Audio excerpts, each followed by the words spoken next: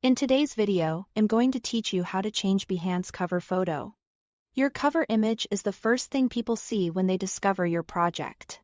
So updating it thoughtfully can make a strong first impression and better reflect your work.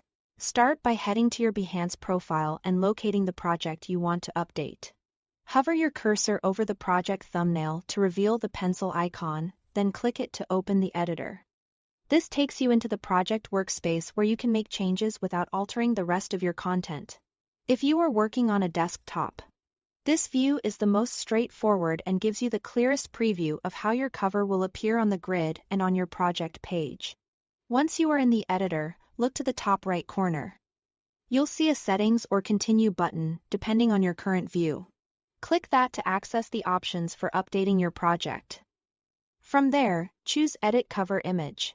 This is where you'll decide whether to reuse an image already in your project or bring in something new. If you see a thumbnail that perfectly represents your work, select it. If you'd prefer to upload a fresh visual, click the plus button to add a new image from your device.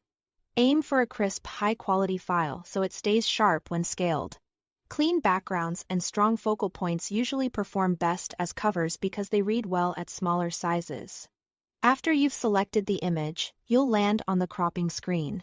Use the slider to adjust the zoom and frame your subject so the most important part is centered and not cut off at the edges.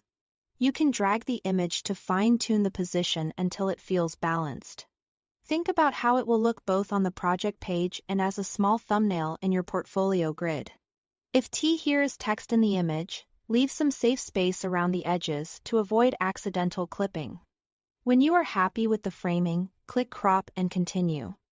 Finally, confirm your changes by clicking Update Project so the new cover goes live.